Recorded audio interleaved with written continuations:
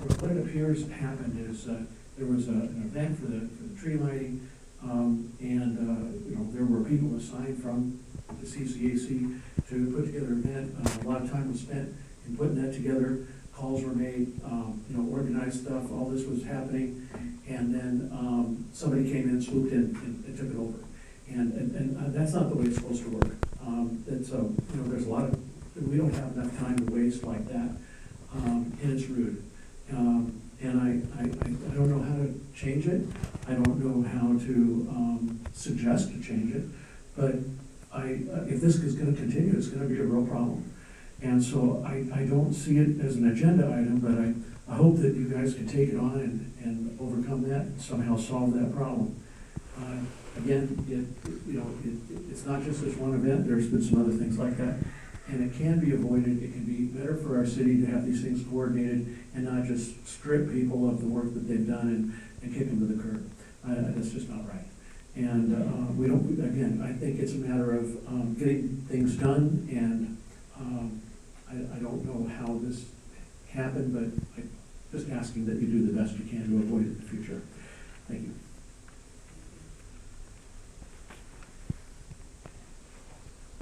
Our next speaker would be Meg Brandon. Hi, my name is Meg Irwin Brandon. I know it's confusing, it's hyphenated. I'm here as a resident of Desert Hot Springs for the last year and 3/4. I'm a practicing musician, and I have a real interest in the breadth and development of life in our community. And one of the ways that I would like to suggest that we could do that, looking outside of ourselves as well as into ourselves, is through the Sister Cities program. This is an international program developed really about in 1956 or 7 by President Dwight Eisenhower as a response to world conditions and as a way to foster peace, promote understanding among communities across the world. We have an opportunity to do such a thing here, and sometimes as I drive around, especially on the little San Gabriel Mountains, I have the feeling I'm driving around in Iceland. Now that may seem strange, but there is something about the way the rocks are put together and the way the land is put together, and also something about the way our town is put together, of very diverse peoples and diverse communities, cultures, and backgrounds. It reminds me of Iceland.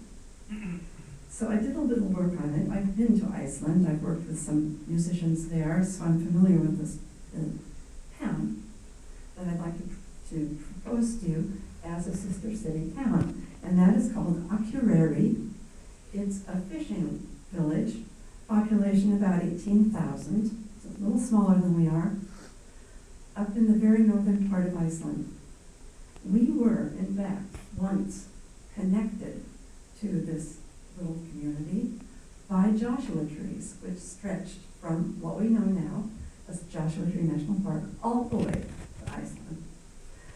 So I'm suggesting this I'm proposing it, that it's something that we could look into, and it's very reasonable. The membership in this city affiliate for our population is $350 a year.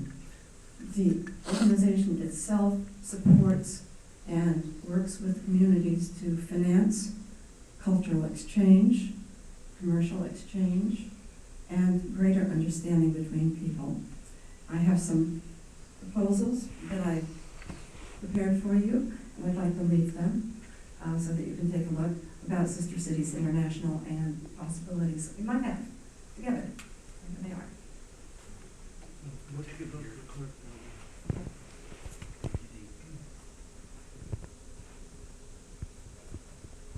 Thank you. Are there any questions? Are there any questions? Hearing none, can we put this on our next agenda? Thank you. Great.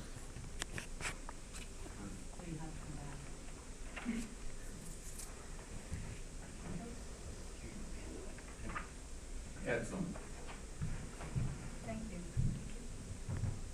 Are there any more speakers, Daniel? No other speakers during this time. Thank you. We move on to the consent calendar.